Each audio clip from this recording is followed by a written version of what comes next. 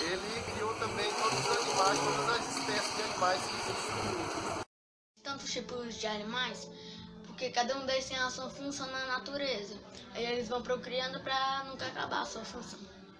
Hoje, a biodiversidade dos próprios animais, eu acho que é ampla, até por uma própria questão biológica mesmo, dessa geração de animais que vem vivendo até hoje, né, no universo, né? Pode ser que no caso aqui na Terra, né? Eu acho que pode ser por a questão mesmo desse sentido da própria genética mesmo e diversidade da evolução dos animais.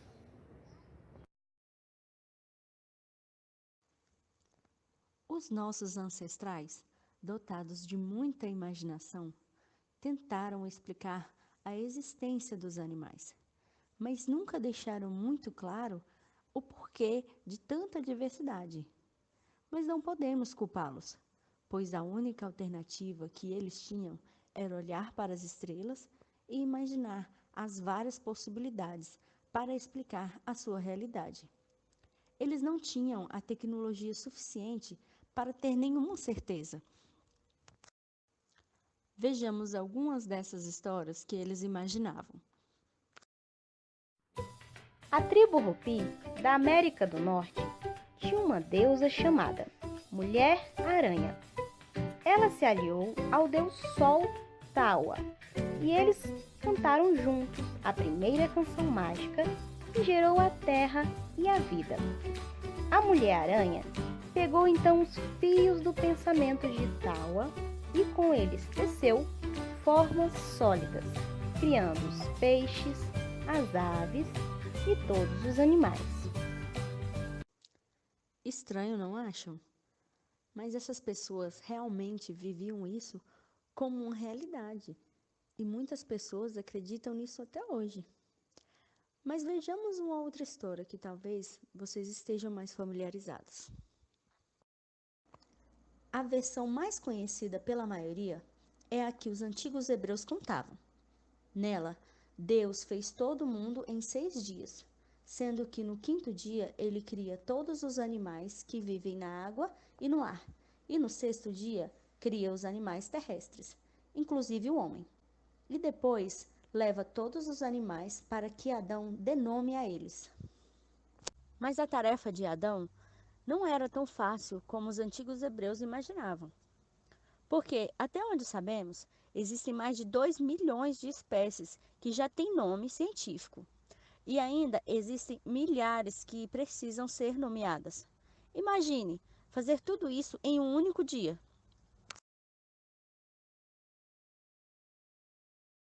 Mas afinal, por que realmente existem tantos tipos de animais? Podemos dizer, seguramente, que a ciência sabe responder essa pergunta. Pois, ao contrário dos mitos criados antigamente, a ciência não supõe nada. Através do método científico, você só pode afirmar uma teoria depois de pesquisas e testes que comprovem a sua afirmação.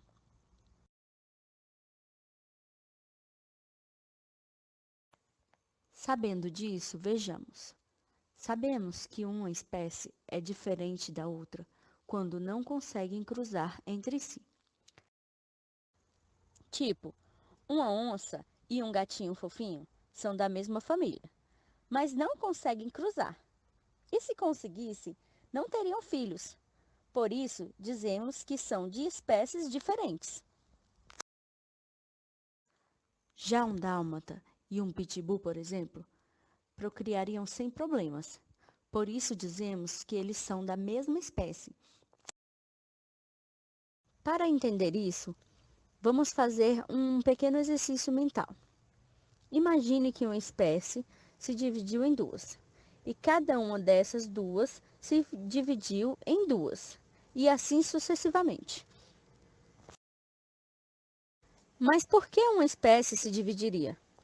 Bom, mais ou menos pela mesma razão que uma língua humana se divide. Vamos fazer uma pequena pausa para tentar entender isso.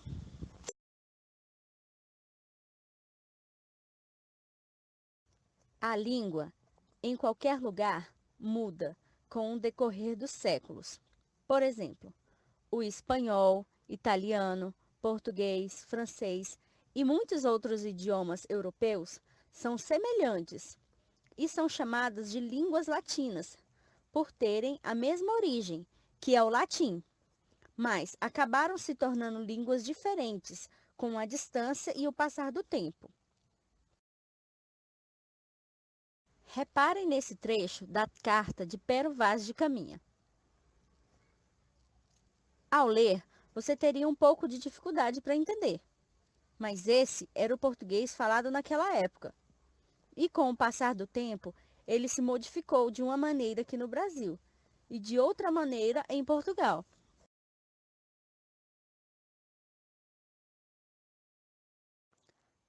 Assim como usamos uma árvore para exemplificar as ramificações das línguas, podemos usar uma espécie de árvore para representar toda a vida na Terra.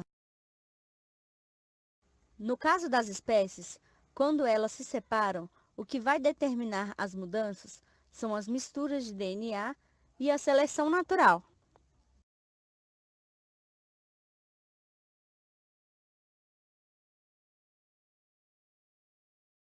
Mas o que inicia essa separação?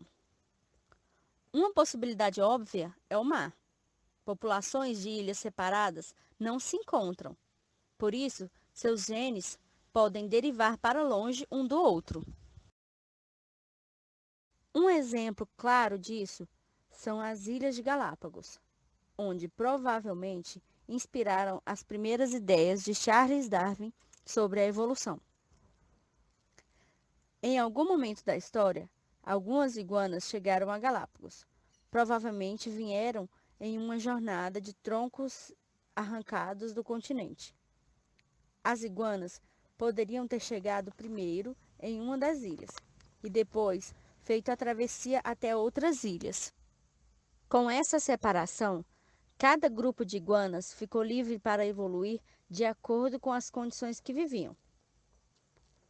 Enquanto uma se adaptou às regiões mais secas da ilha, a outra teve que se adaptar para viver também na água, para poder buscar alimentos e poder sobreviver. A seleção natural foi favorecendo para que as iguanas que nadavam bem sobrevivessem, e hoje seus descendentes têm o hábito de mergulhar. Esses dois tipos de iguanas agora são espécies diferentes e não podem mais trocar material genético. Mas esse é só mais um entre tantos exemplos onde a seleção natural favorece as espécies que têm as características ideais para sobreviver. No corpo das aves e morcegos, os genes sobreviveram ajudando a construir asas. No corpo das toupeiras, os genes sobreviveram ajudando a construir patas dianteiras fortes parecidas com pás. No corpo dos leões, os genes sobreviveram ajudando a construir pernas velozes, garras e dentes afiados. No corpo dos antílopes, os genes sobreviveram ajudando a construir pernas velozes, audição e visão aguçadas. Sejam quais forem as diferenças, para todas as espécies, a chave é a sobrevivência do gene no reservatório gênico. Da próxima vez que você encontrar um animal, qualquer um, ou uma planta, diga a si mesmo: isso que estou vendo é uma refinada máquina de transmitir os genes que a construíram.